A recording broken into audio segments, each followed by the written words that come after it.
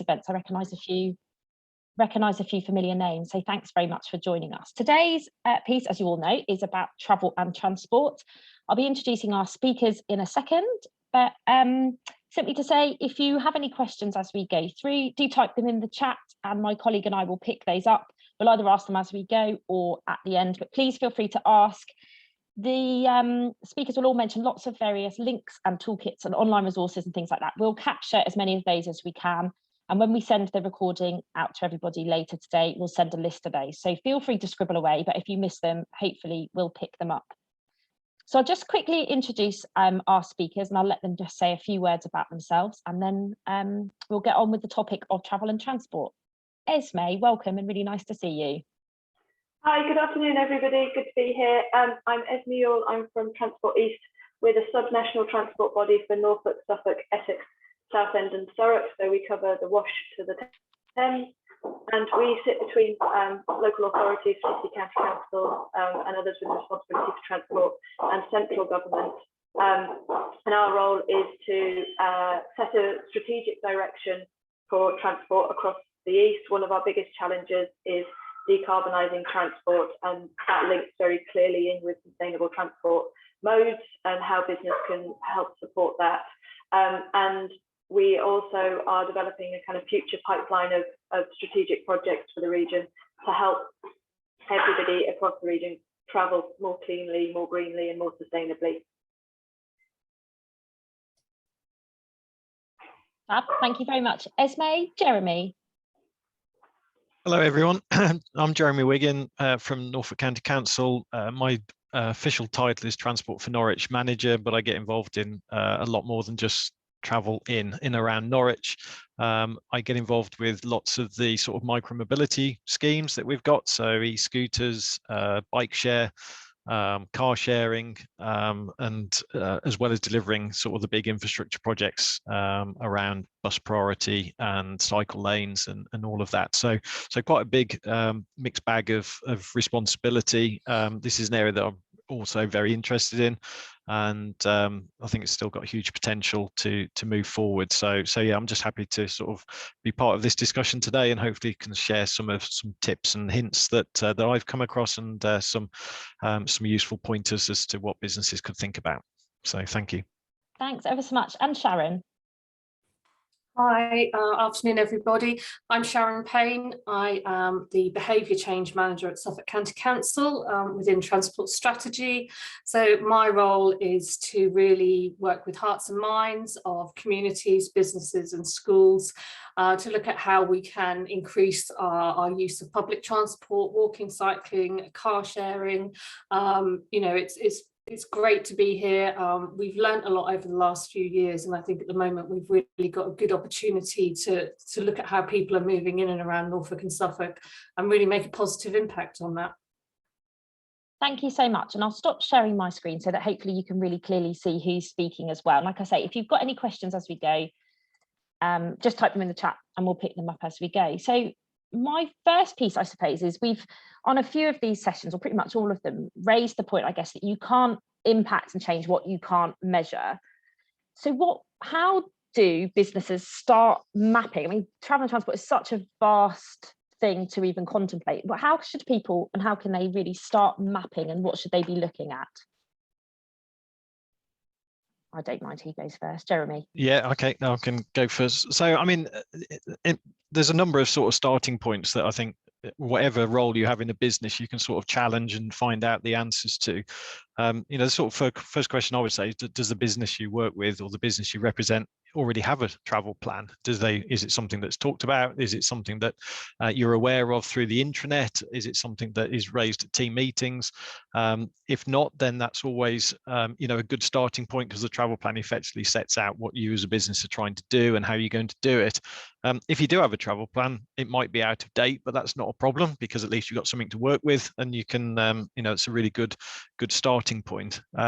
Some businesses already have a travel plan team in place, a travel plan officer or somebody who's sort of been delegated to undertake that role. So again, that might be you, it might be a colleague, or it might simply not be in place at all. So again, that's something to think about, is who would effectively take this activity forward and sort of run with it.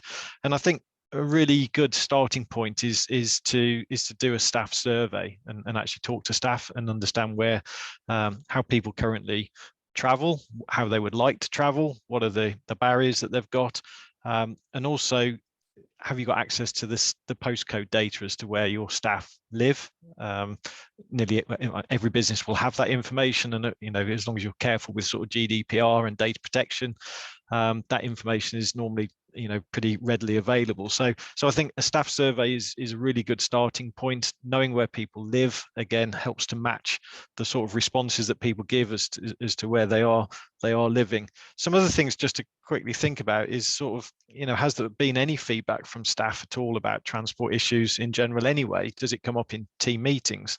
Have you had visitors who've tried to get to your premises and said, I just couldn't get to you, it was a nightmare, you've got no buses around here, or if you'd have told me there was a cycle route just outside, I might have cycled. That sort of feedback is really helpful to know. And sometimes we've had experience of people who've come for job interviews, the days where they used to travel into an office for a job interview rather than doing it remotely, would quite often say, I really like the idea of working where you are, but it's an absolute pig to get to, so I might I might give it a miss this time.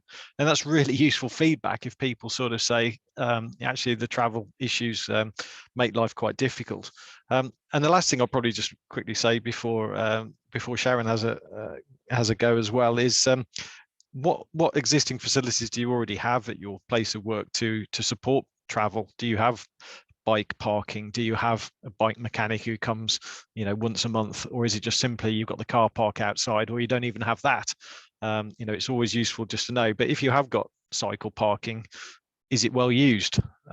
It might be the case that it's absolutely rammed and people are just putting their bikes against any place they could find it. People are bringing them into the office because they're worried about them being stolen, or it might be that there's nothing there. There's no facilities. They've got facilities, but they're not being used. So really, those are the sorts of places where I think you could start as a business to sort of map out where you are, what's the baseline, what are you working from, and then you just move forward from there. So.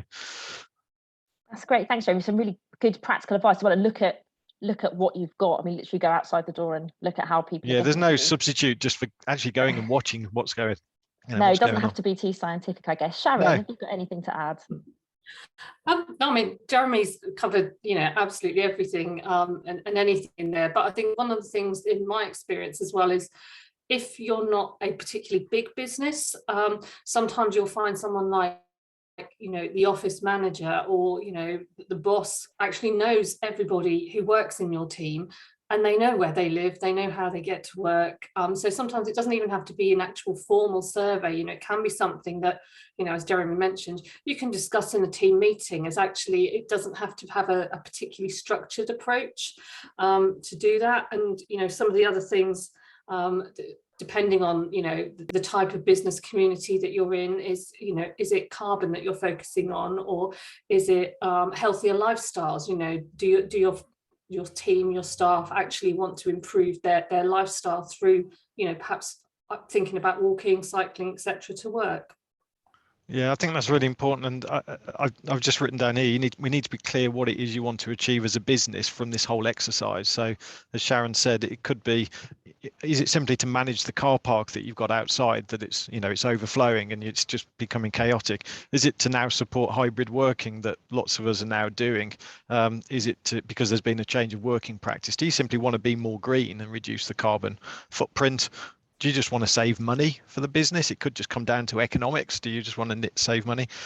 Is it part of recruitment? If you're struggling to recruit, is it because transport's an issue? In which case, this could be a good reason to start that. But so I think it's just important, particularly where we are now, is whether the COVID situation, has provided a sort of springboard for a new approach to transport.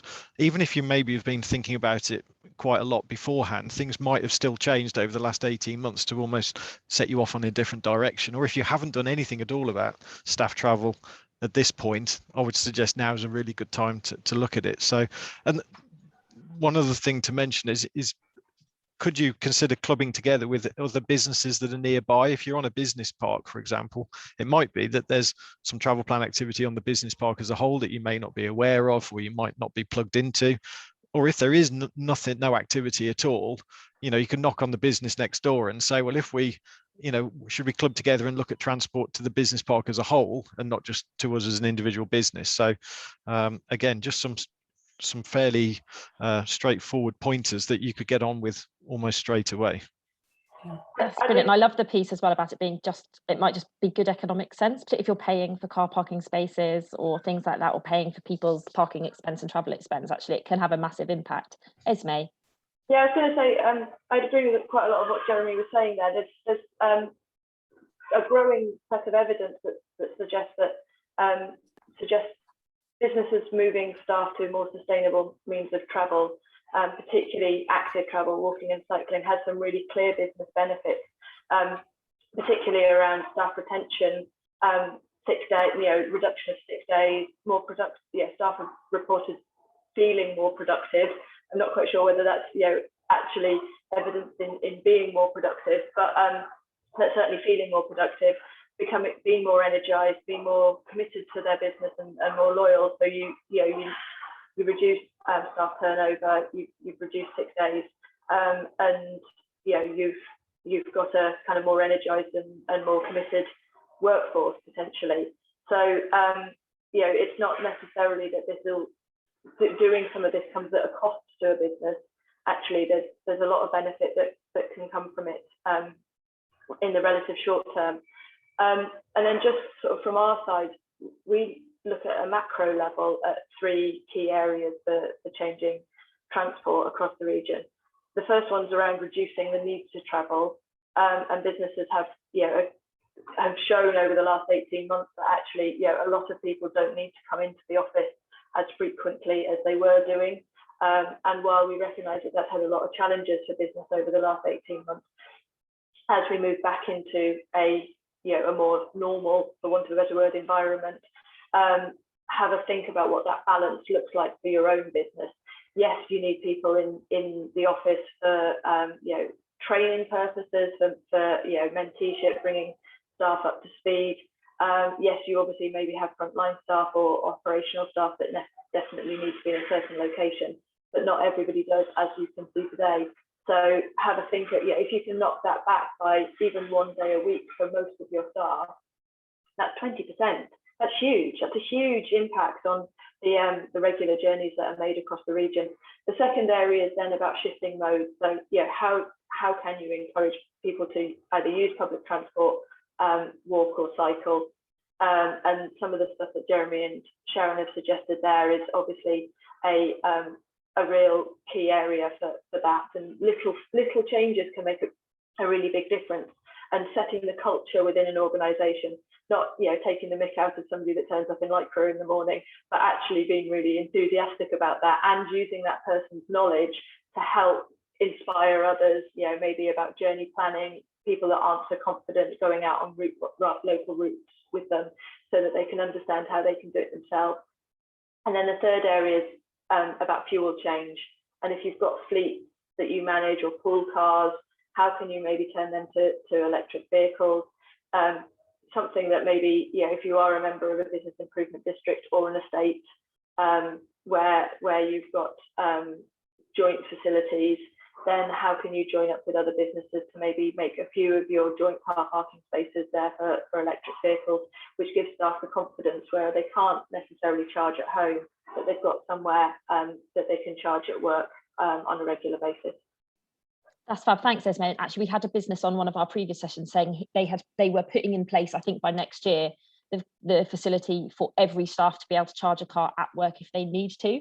So there's no reason why in theory people could, which is, I mean, quite a cost to them and a big move, but a fantastic facility. And if people can just even go a part of that way, absolutely brilliant. One of the things I'd like to pick up while we're still on kind of staff in your own organisation, and again, which is something that would be certainly free and quite easy to do, and you mentioned Esme, is around using the knowledge your staff have. If they cycle, what are the safer routes? Which bits are better lit? How do they get round an awful roundabout that puts other people off? And I wondered, that's assumedly something that people could take away and do, and is actually possibly not where you think of tackling first in this. No, I totally agree with that. And I think, as we said, it could just be a informal. It could be an agenda item on a standard team meeting. It could be a standing agenda item that you revisit frequently. It could be a dedicated workshops that you do over lunchtime where people come and bring their sandwiches. You could provide something for them to have as well, or it could just it could be done virtually. It doesn't mean to get people around the same table. It could still be all done virtually. So I think that's really important. Quite a few places have a sort of a transport user group. Certainly a lot of business parks have that, where people sort of go and club together and feed that information in, and then the representative of that user group would then be the most likely contact for the local authority on a highway issue. For example, it might be that we need to do some maintenance on a cycle route, or in fact something's happened, or a light's gone out on the street light, and when's it going to be fixed, all of that sort of stuff. And we also have active travel champions, and I know that Active Norfolk, which I'll give you the link to, have got a lot of information on their website, which they've got a workplace toolkit, which has got lots of resources on there and posters and ideas on how you can engage your workforce. And they also do travel champion training and can help you run workshops. So again, there are resources out there which are online, which we can send you the links to, and it sort of gives you a structured approach to how you might start tackling these issues. But as has already been said, it doesn't need to be terribly formal.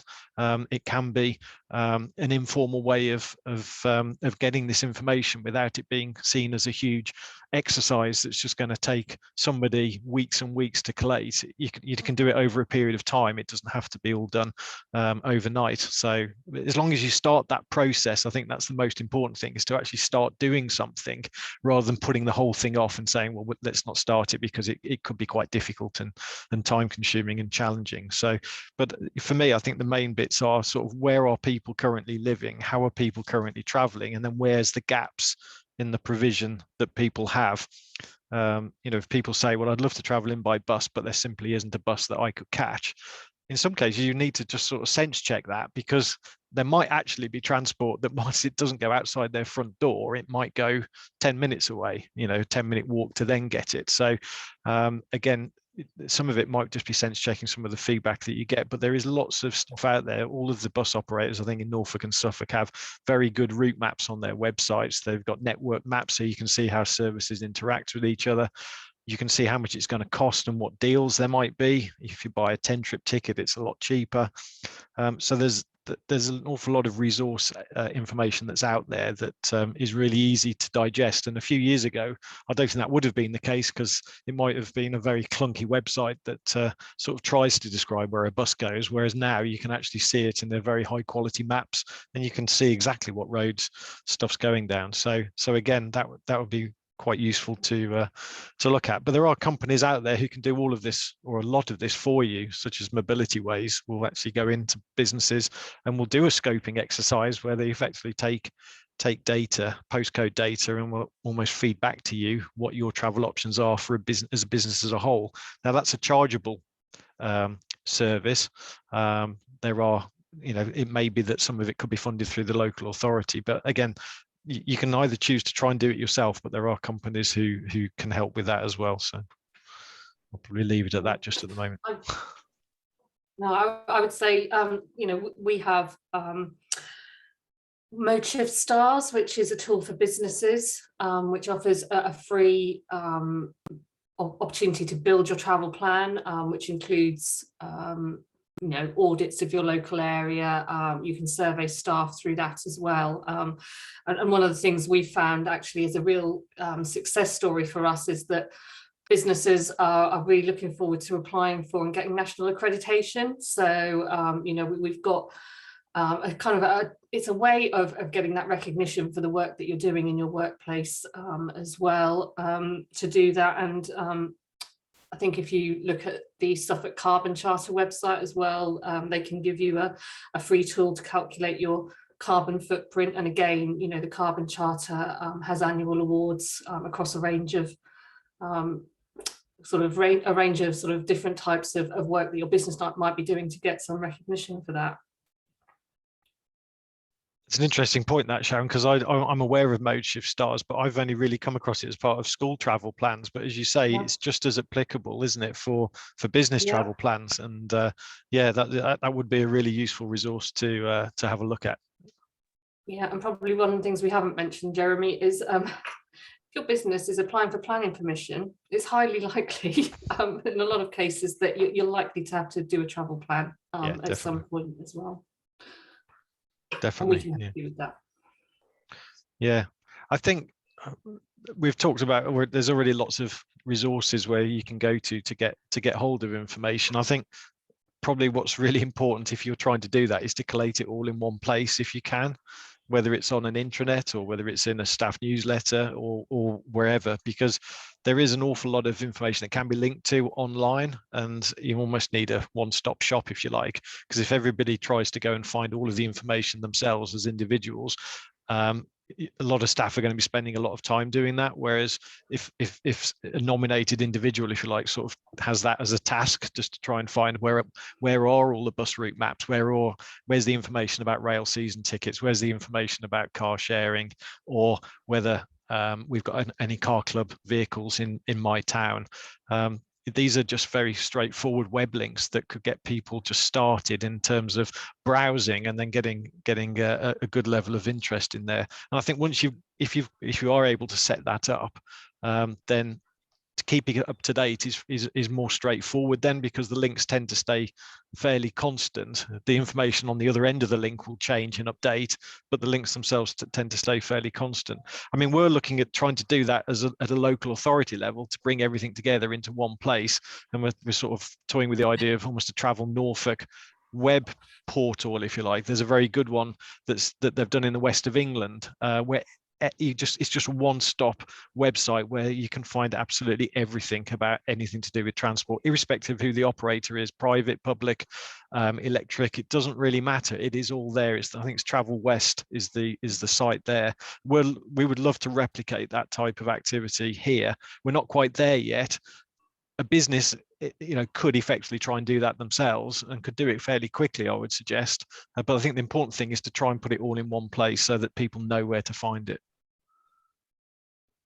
That's great advice, Jeremy. Always making it as simple as possible for people. We've actually done that internally ourselves after conversations with you guys. Actually made our own page. You can find out how you can, if you have to come here by taxi, are there electric taxis? Are there charging points? Actually you can. So we put details of where the nearest bus stops. Actually, I realised that I've been working here 5 years and I didn't know until one of you pointed out that I could find it online where the nearest bus stop was. So it's not necessarily complicated, and it's quite straightforward. So we've talked quite a bit about staff and doing that internally, and hopefully there's good ideas there on how to start that conversation and get some really useful tools. But what about if you're a business that uses transport as your business, as in you move goods or you move people, or you have to have vehicles at the moment, vehicles on the road? What might you be able to look at in that kind of sphere that can make a difference as well? Do you want to go first, Sharon? Or yeah, I mean, it's interesting because actually most people who transport goods or people, logistics tend to be relatively efficient already. So that in the first instance is generally quite good.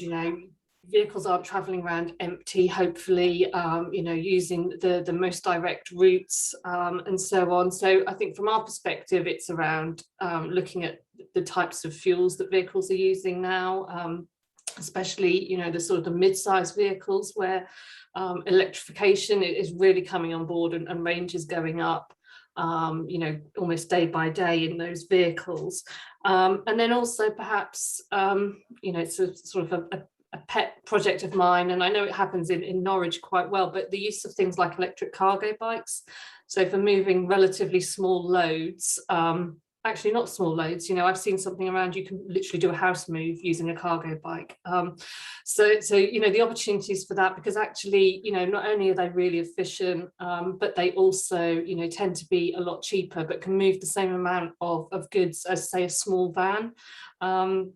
You know, and Norfolk and Suffolk are quite flat. You know, we don't have a huge number of hills to go up and down. You know, and also I think for business, you know, just the livery, having something, you know, liveried up with your business name, you know, it's a real selling point for your business, and people will actually see that and see what you're doing as a business to really, you know, improve your carbon footprint in your local area. Yeah, there's evidence from London on that electric cargo bikes, I think it's 1.6 times more efficient in getting through congested areas. So actually it will speed up any deliveries, as well as it being, you know, greener and more visible to you know, future customers as well. Yeah, no, I definitely echo that. We're talking with Beryl at the moment, who run our e-bike scheme in Norwich, about getting some cargo bikes that people can then hire to sort of, and they could be private individuals or they could be businesses. They're doing it in Hackney, I think, in London at the moment. They launched that a few weeks ago, and that's already doing incredibly well. So we're looking at that, and all, you know, on that sort of front. It doesn't do any harm just to pick up the phone or send an email to ourselves or Suffolk. I'm sure Suffolk wouldn't mind, just to sort of, it's useful to know what businesses want to try and do, because we've probably got some funding that we could use towards that, whether it's funding we've already got or funding that we know we could apply for, and it's always helpful to know what the appetite is for that type of activity, so that we can then go and seek funding on a fairly solid basis, rather than trying to maybe put in an application in and not being quite sure whether it's what people want or not. So I do think that's important. In terms of moving people around, I mean, lots of businesses will have their own sort of staff business travel policies, and that's most often around the sort of grey mileage, people using their own vehicles, but there's lots of alternatives to that, in terms of maybe pool cars or using a car club vehicle, so that people don't necessarily have to drive to the place of work to then have to drive their own vehicle as part of a business trip, if you like. Because I mean, lots of people maybe, you know, the only reason they've driven to the work is because they're then using their vehicle during the day for work purposes, whereas if they didn't have to do that, they could have got the bus or walked or cycled to work. So there are alternatives to that, and it could be, you know, hiring a car might be more cost effective than paying grey mileage, but again, all of that data will probably sit within your own business as to how often people are doing business trips and how much it's costing. But I would suggest in most cases using either a low emission vehicle or a well-maintained fleet car or a car club vehicle is probably a better option than using a grey mileage, which could be an older vehicle that's less well maintained and actually creates, you know, a bit of a headache for everybody. So I think the business side of stuff, and again, I think there is online help with coming up with business travel policies that are more attuned to green travel and not using grey mileage. But yeah, lots to do with that. Super, thank you. And one of the, moving away, like I say to anyone, please put any questions in the chat. We'll start picking up questions in a second. But before we do, I suppose the piece on, once you've done your own business and you've looked at what you do and what your staff do, I suppose with any of these pieces around moving to net zero and being more efficient is about what you can't control, so necessarily sort of what your suppliers might do and how your customers get to you or how your visitors get to you. And I wonder, what can businesses look to do for, I suppose, that piece, particularly like customers, visitors, if you're, you know, somewhere that you have lots of people travel to, how might you start being able to influence that as well? So from a kind of supplier perspective, you can start looking at how you put that into contracts potentially. So either commitment to particular travel types or particular percentage of fuel types. And I think, as soon as you start driving that through, obviously that gets passed on down the supply chain as well. So it has a longer term knock-on impact, particularly if you are a large contractor of goods and services. So I mean, that's probably more for larger organisations than it is for the small scale ones. But for small scale ones, actually that means that when you're bidding for contracts, you have to demonstrate that you're trying to then meet certain objectives and targets as well. So by a smaller organisation taking on some of this activity, then you're then able to demonstrate that you're meeting corporate sustainable responsibility, net carbon goals that are being drafted into larger scale contracts. So capturing and recording the activity that you're doing actually then makes you puts you in a better place for potentially securing work further up the chain as well. Yeah, definitely. I think you could do simple things as well, like on the website about how to find us, how to get to us. Could be we encourage everybody, staff and visitors to arrive, as sustainably as possible, and then you could give information about, how people could do that, even again, if it's signposting off to other locations. But it could say, we're only a 5-minute walk from the nearest bus stop, or we're 10 minutes from the train station. We have cycle parking here dedicated to visitors. So if you turn up, then we can give you a parking space for your bike. You could even think about, if you come on an e-bike, we're happy to charge it for you while you're in the meeting. It's just little things like that, really, that really sort of set a very clear marker that you're a business that's really concerned about the impact on the environment, and that you want to help people in that positive way. So again, very small things, but could make a big difference. Which but yeah, I fully agree about contracts and how you work with suppliers. That can definitely be factored in as well. So there's still lots you can do with that. And actually, just to add to that, Jeremy, a bit of flexibility about the timing for meetings, and also your staff timings and shift timings can be really helpful. So, particularly if you're in an area where your bus services aren't, or train services aren't quite turn up and go, a 15-minute change to start times or end times of people's shifts, or start times to end times of meetings, can make a real difference as to whether somebody can get to work or get home from work using sustainable and public transport means. Yeah. I would just echo, when you were talking about supply chains, Esme, as well, is also the opportunities to kind of minimize future risks and manage risk within your business and supply chain. We've seen the thing in the last few weeks around fuel availability, and how that has impacted on local businesses and the ability of some people to get to and from work. At the moment, I don't think Norfolk and Suffolk are particularly looking at things like clean air zones, but as a supplier, potentially you might be bidding for work in areas in the future that will have clean air zones or low emission zones, and the impact that might have on your business as well. So, it's not just around the local impact, it does have a wider benefit to businesses as well. Yeah, definitely. That's great, thanks everyone. And you mentioned, just before we go on to any questions, is Jeremy as well, about it, that it's worth people contacting their local authority if they've got something, think we'd absolutely love this, but if only this existed, kind of thing. And I wondered about also, you mentioned about businesses working together. So if you're on a business park, is there something you can do? Or if you're a type of, say, if you're a theatre, can you speak to how other theatres to see how they do it? And I remember one of you mentioning previously about a business park, actually speaking to a bus provider, one of the bus companies, and saying, look, actually, if we got 100 people that wanted a bus here, currently there isn't one, or it comes at the wrong time, like you mentioned, Esme, it just doesn't work around shift times, that there might even be some flex for that. And I wonder, I think that's quite a good approach, or don't be frightened to ask. No, absolutely, yeah. If you don't ask, you're not going to get. And pretty much, I mean, all of our bus operators, I'm sure it's the same in Suffolk as well, are very, very approachable. They're very customer focused, and they just want to deliver services that people want and services that people use. For the sake of a 5-minute phone call to your local bus company to say, look, we've got lots of people, we know from our travel survey or from our postcode data, we've got lots of people who live in this village, and whilst you serve that village, you only do it, your first bus is at 10 o'clock in the morning. Is there an option of putting a peak hour service on? It's worth a discussion. And I would definitely advocate asking for any help or joint working on things.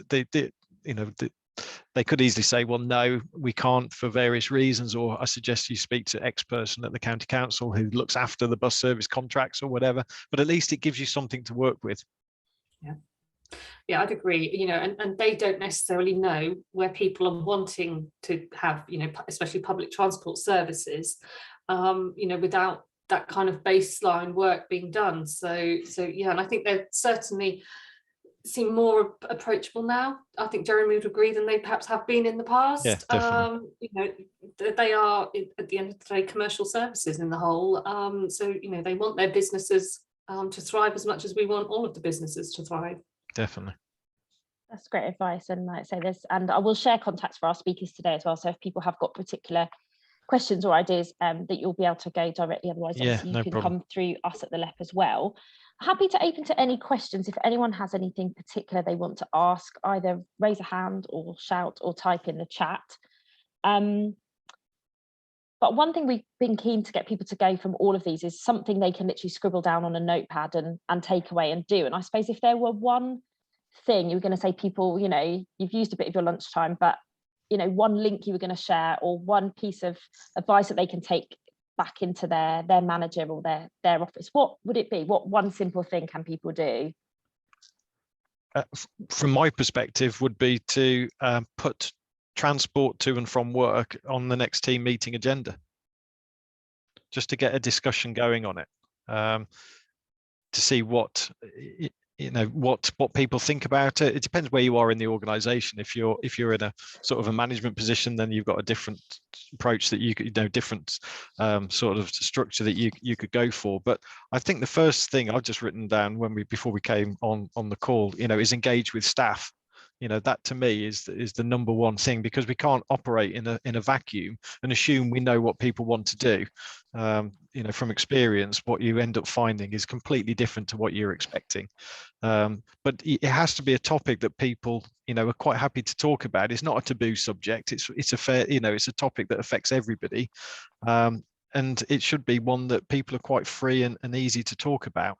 The positives and the negatives, because not everybody's going to have a very positive transport experience, but that's the whole point of it. If things aren't working for them, then we need to find a way of making it so it does work, because that's a miserable start and end of the day, really, isn't it? If people are really struggling with transport, you're not going to be at your peak performance during the day if you're dreading going home again, because it's an absolute nightmare. So I do think you have to worry about leaving off exactly on the minute to be able to run for the bus that's only, that there's never quite rightly timed. And, that's not fun. So so I just say put transport as a topic on an upcoming meeting, and see where that goes. That's great advice. Really, hopefully quite a simple one to do. Sharon. Yeah, so Jeremy literally said what I wrote down in my bit of paper as well about engaging staff. But I think the opportunity, when you have a bad trip to work, everybody knows about it. Either the train is delayed, the buses are delayed, there was an accident on the way and you ended up being half an hour late. So I think really, how can you turn that conversation around with staff and have that positive trip to work? I cycled here today, it was great. I saw some nice wildlife perhaps, or I cycled in with someone from a business down the road. I never knew them before, but actually we've set up a local cycle group on the business park we work in, and we're sort of buddying up on the way in. So I really think now we are pushing at an open door. There are so many opportunities, and I think with businesses taking on sort of hybrid ways of working, more flexible working when they can. Obviously there are businesses that cannot do that, but there are opportunities to do that. And speak to someone like Jeremy or I, we've got people who do this for their day jobs, so we've definitely got resource to support people. Yeah, definitely. No, wouldn't have any problem with that at all. We can often point you in the right direction quite quickly without going around the houses, to pardon the pun. So yeah. Before I come to Esme, I've also the other thing I'd say, the one thing I would say actually, sorry, Hayley, is talk to other businesses as well. What are they doing? What's working for them? What ideas can you steal? You don't have to do all of this alone. There's lots of people out there that have already gone through some of this path. Find out what was hard, what was easy, what worked, what didn't work, learn from them. Yeah, don't reinvent the wheel, I think, definitely. Yeah. That's great advice, and applies to so many of these topics as well. Feel, ask, look for some help, find navigation if you can. Huge thanks as well to Steve, who's commented from Connect Us, who's commented in the chat to say we'd encourage employers to speak to us to discuss what they require to assist their employees to get to work by bus. We've had successful outcomes as a result of being approached. So that's brilliant. Thank you, Steve, for that positive message as well. And certainly if people don't know who their supplier is or something like that, then look online. If you can't, then one of our team will happily try and help you navigate that. But that's really positive to hear, and great that businesses have already done that and had success. But it's certainly worth looking at those options. Don't write it off because it doesn't quite look like it fits at the moment. Yeah, one thing I was just going to mention, which I don't think we talked about, the Cycle to Work scheme. Some years ago, I think the sort of main option was the Halford scheme, and that was it. If you wanted a Cycle to Work scheme, you were really limited. I mean, having had a look on just simply online, there's at least 3 big schemes that you can now sort of be part of. There's a Halford scheme, there's cycle scheme, and Bike to Work, and all of them have will take the pain out of setting up a that sort of opportunity. But if essentially staff can get a much better deal on a bike and all the accessories that go with it, as if you're part of a Cycle to Work scheme in terms of getting hold of a bike.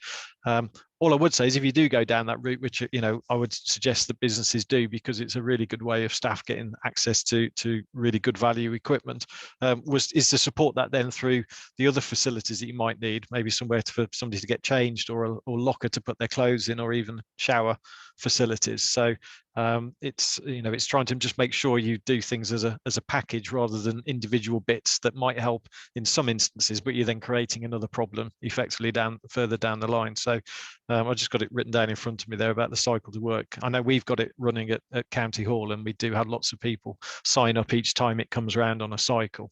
Again, pardon the pun, but it is very, very popular. No, that's great. And again, yeah, like there's lots of those out there, and they're huge benefits beyond just reducing your carbon emissions for people doing that as well. Yeah, and the admin of those schemes, of course, is dealt with by somebody else rather than you as an organisation. So it sort of takes the pain out of doing that. Yeah, fantastic. If anyone else has got a question, please add it into the chat. If not, I'll ask our speakers if there's anything else, any other resources or ideas they would point people to. If not, we'll finish a little bit early. But like I say, if you leave the webinar and then think of a question or want to ask, we'll share the contact details later today as well, with the recording and all the resources. So hopefully you'll be able to find your way. So I've put in the chat our website, which is The Way to Go Suffolk. So we have free advice and resources on there that we're updating all the time for businesses, communities, schools. We're about to put together a transport toolkit. So my team are working on that at the moment.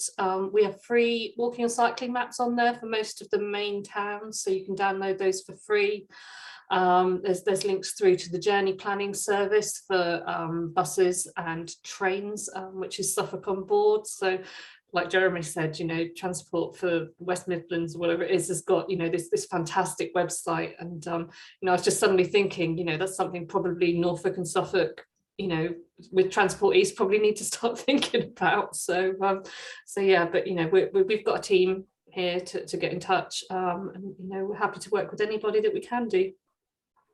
The other thing that I wanted to flag was around the annual campaign. So there's always walk to work week, there's cycle to work month. There's various initiatives throughout the year that businesses can hook onto if you're then trying to kind of encourage staff to make a shift.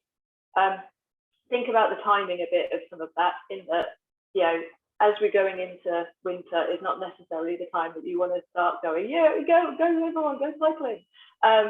But February, March time is a really good opportunity to get people to start thinking about whether they wanted to make that shift when the weather's getting nicer, the nights are getting, the daylight's getting longer. But also mini competitions within organisations is also a really good way of trying to embed new sustainable travel habits. So again, there's often kind of national and even international ones that are run at various points in time, kind of walking the earth and what have you. But if you're setting up competitions in between teams, whereby the number of miles people have walked across a week or a month, actually that starts helping people think about how they can embed it into their everyday travel behaviour so that they get a little bit extra, rather than just doing it all in kind of a 5-miler at the weekend. And you know, a small amount of money on prizes goes quite a long way in embedding, you know, shifts in behaviour as well, and it's fun, you know, well, mostly fun. That's fab. That's a great idea. Thanks, Esme. I really like that idea as well. Someone's put in the chat as well, Paul. This is a great idea and something we haven't touched, and I'm sure is actually one worth picking up, is about encouraging and considering travel with 2 different modes. So people driving to the edge of town to then get park and ride, so that they're still traveling, but they're not necessarily coming in the town centre. They can avoid some of the parking, some of the congestion, and make part of their journey. It's like you said earlier about how do you make your journey more positive, and if normally you have to sit in all the congestion, is that can be quite a good way, I suppose, of perhaps taking a little bit of that out of people's day as well. No, it's a great idea, and definitely for a lot of people, they might have to do 2 or 3 different modes to travel in, and that's where we ought to be looking at. I mean, certainly in Norwich, if you get the train in, for example, into Norwich, you can then pick a Beryl bike or scooter up to then do the last mile or mile and a half to wherever you need to go if you didn't want to get a bus, for example. So there are different ways of doing that, and that again, that might be where, if you discuss it at, you know, in an open environment in a team meeting, people could say, well, I live here, you know, has anybody got any ideas how it's best for me to get there? And you'll often find that somebody says, well, I used park and ride the other week and it was absolutely fine. Have you tried that? And it just sparks a discussion that goes on, because it can be quite confusing. But what I've always said is, people have said to me, well, you know, people can't plan journeys. Well, I'd definitely argue against that, because if somebody was traveling somewhere at the weekend to, I don't know, a concert, a football match, or wherever, to go and see friends, they would plan meticulously how they could get there. They'd see, you know, can I get a taxi there? Is it, you know, can I get a bus? Is it on the train? Traveling to work is no different. It's just a journey that you do every day, but it's no different from planning a journey at a weekend that people are quite happy to sort of try and do, and we'll work out the cheapest way to get from A to B. So I would argue that everybody can be a travel planner at heart. It's just that we probably don't think about the travel to work as your daily journey as something that's as sexy, if you like, as trying to plan a journey at the weekend that might be fun. Love that. Everyone's a travel planner at heart. Is that if you've got t-shirts with that on? I love that. That's a great way of doing it. But I love that. Yeah, and like you say, ask around. Say to anyone, has anyone worked out how you get this train here, or does anyone know if you could get a electric taxi from this place to this? Well, how much is it? How much is it? Somebody might say, well, how much is a taxi from the station to here? You know, in your mind, you might think it's £10, but in reality, somebody might say, well, it was only £4. Well, okay, that's interesting. So. Absolutely. And Steve, again, Connect Bus, thanks. Steve has put a note in the chat. We have a recent development where, with a simple diversion of an existing park and ride route, County Hall and Norwich now have 2 park and ride sites available for their employers, one in the north and one in the south of Norwich. I'm in our office today at the LEP. We're on the Central, on the Research Park. We have park and ride access as well from just outside here. So so that is definitely an option, particularly if people perhaps want to cycle the last bit of it. So if you can't perhaps cycle the whole way, can you cycle part of it from a train station or from a park and ride? Is great advice. I like that. Right, you know, it doesn't have to be the whole piece if you want to just do a part of it. Yeah. So if we get any more questions, we'll ask them. If not, we will finish a little bit early, which will give you all a couple of minutes left of your lunch hour. But thank you all very much for sharing your lunchtimes with us. I hope you've learned something. I hope, like me, you've scribbled down something you can take away and do or think about in your own organisation that's really positive. We will share the link to the recording a little later, and all of those useful links that we've mentioned today, and some more bits and pieces as well. So thank you very much, and please do let us know how you get on, and if you have any problems with your travel planning or want any more inspiration, please do just let us know. Thank you very much, everyone. Thanks, Sharon and Jeremy and Esme as well. No problem. Take care, everyone. Thank you. Thank Bye. you.